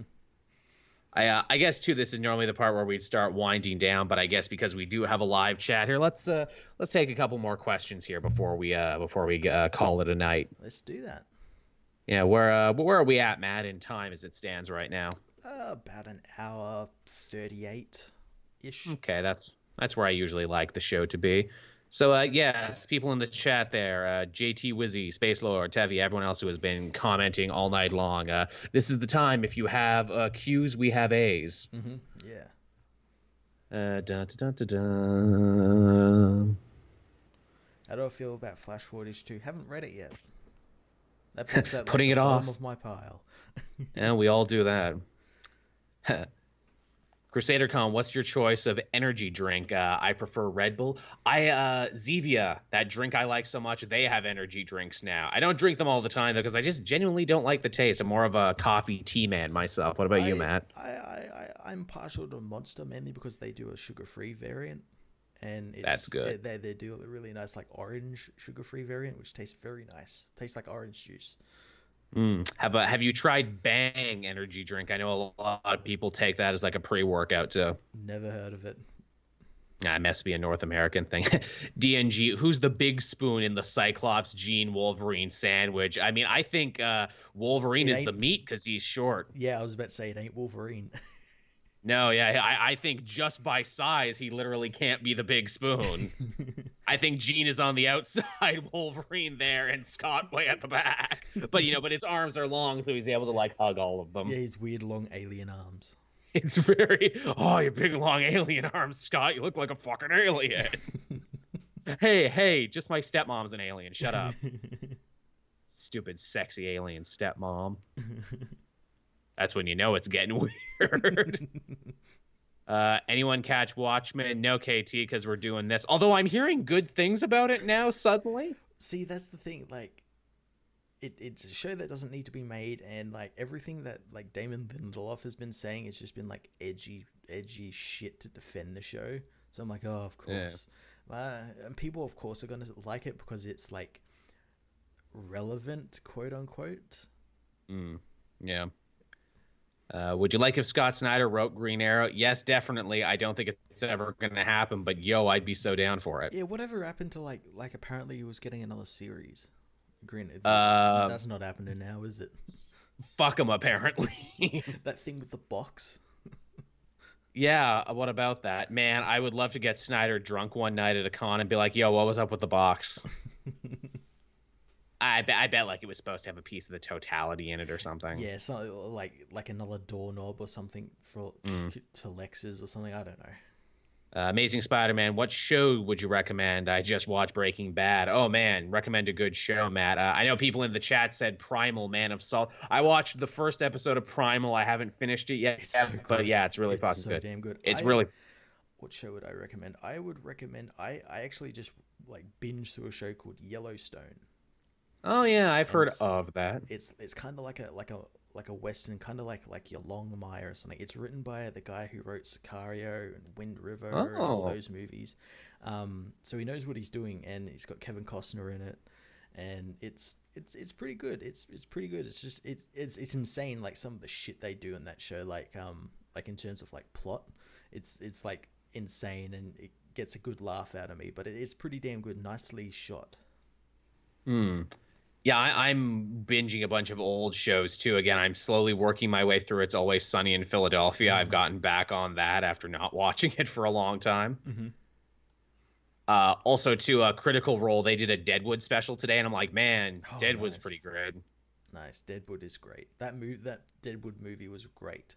So Perfect I cap heard. off. Perfect cap off.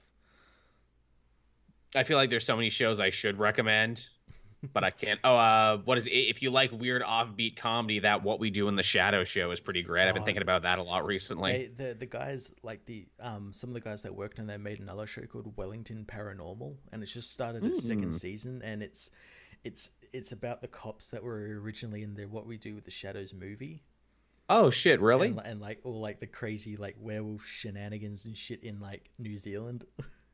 Okay, I gotta go watch that Yeah, then. it's pretty funny. What else we got here? Yeah, a lot of love for Yellowstone. Opinion on Legion of Superheroes. Not reading it, Tevye. In fact, I'm not reading anything by Bendis until I like am, so you Leviathan's don't over. have to. Thanks, Matt. I have not seen El Camino yet because I was sick and I wanted to be in a Oh my better god, state of so mind when damn I good. watched it. So damn Yeah, good. people were saying it's good. I'm excited for it. Yeah. Okay, Joel, what do you think will be writing the Moira book Hickman announced? Oh, will there actually be a Moira book now? Oh, Was that announced? Did I miss that? why? We kind of know everything about her. She's hanging out because she can't get involved. Is it going to be about her wanting to like tell the truth or something, or trying to suppress the mutants? If so, Could I'd be read it. that. Is it a villain book? Is she going around killing precogs? Could be. I don't know. What other Tales from the Dark Multiverse stories would you guys like to see? I mean, they're kind of doing all the big ones. Yeah, the Death of Superman, Infinite Crisis, Blackest Night, Judas Contract. Yeah, they literally just like, hey, let's do all the biggest ones. Yeah. I mean, I'd like to see a Green Arrow centric one, but I don't know what you would do in that scenario. He never gets Roy off the drugs or something. I Yeah, don't know. What if his sidekick never got off the drug? What if he stayed dead when he died? Yeah. Yeah. What if he never got off the island? What if he never? Ooh, that's a good one. Yeah. What if he became Primal Oliver Queen, teamed up with a dinosaur? Oh, the Moira book is going to be about various timelines. Yeah, that makes sense. Okay. Oh yeah, that Star Wars trailer is supposed to be out tomorrow as well. Yeah, I thought it was going to be out today, like while we were doing the thing. And then I realized I'm a day ahead of everyone. Yeah, I'm Yeah, gonna have a busy day tomorrow. I got to actually wake up early and vote tomorrow. That's tomorrow. I'm looking forward to the trailer. Yeah, me too. Because Yeah. we like Star Wars. Unlike all these other people who seem to professionally not enjoy Star Yes, Wars. but say in their Twitter bios they're a Star Wars fan. Yeah. It's big business, apparently, Matt. Not liking Star Wars. We're in the wrong business. Apparently, if we want to make them real dollar bills, we got to get in the Star Wars hating business. Yeah, we got to start like podcasts about like every week talk about how we hate Ryan Johnson. Of course, because he apparently ran over my dog and slapped my ice cream out of my hand. Yeah, he assaulted my mother. Yeah. Freddie Prinze Jr. had a big Star Wars rant. That's right. I remember that. Yeah. Uh, what else we got going on? Any books that we're particularly hyped up for? I know Marauders comes out this week. Hmm. I know the next White Knight part comes out this week. I'm actually gonna look at what comes out this week. Uh, yeah, Yeah, let's Superman do Batman that. issue 3 comes out. That's pretty good. Oh And then yeah. Black Adam's Year of the Villain, which will be interesting. Oh yeah. Who's writing that one? Is that another from the guy we like? I'm not actually sure who is writing that one. Let's have a look. I think it's. Who was it? I was looking at it before. Paul Jenkins. Oh, okay. He's pretty good. Yeah, that'll be interesting to see where that fits in because, like, obviously his role in Doomsday Clock is quite interesting, Yeah, and we haven't yeah. seen Black Adam for a while. Like, he's here and there No. in like Shazam, but like Shazam ain't fucking canon. No, as good as it is. And I'm really liking that book. Yeah, So there you go, everyone. That's the show for this week. I hope you liked it. Thank you, Matt, for redesigning the actual look of the show. Looks really nice now. yeah, it actually came along pretty well. I'm very happy with it. Indeed, it did. Of course, if you are a patron, you'll get to listen to this show first before anyone else over at the Cape Joel Patreon. Try and get that up as soon as possible in both audio and visual version. Also, too, because we're counting down here in October, I want to try and do a special commentary just for then. I put a poll up there for everyone who is a patron. You can look into that. Looks like it's either going to be something Power Rangers or something Halloween, just something fun, 30 Vote minutes that I vote can for throw up Dark there. Phoenix. Just to fuck with me. Hey, you said something horror. I don't know what's more horrifying than. Exactly. Oh, it's the scariest movie of the year, my Dark Phoenix. Some people believe it didn't even happen. Yeah, That's I how heard scary people it died in the cinema when they saw it. is. But yeah, so you can check that out there. Everyone else, the show drops Wednesday, 8 a.m. Eastern Standard Time on the Cape Joel channel. So look for it there. Yeah. And I guess with that, we can bring the show to a close. So thank you, everyone, for joining us. Thank you for hanging out with us Sunday night late. We know, a lot of you have jobs and school in the morning, so that's really, really nice of you to come and do that. And we hope we can Yeah. do this for you all again next week. Yeah, it means a lot. So thank you, everyone. It does. Bye-bye. Bye.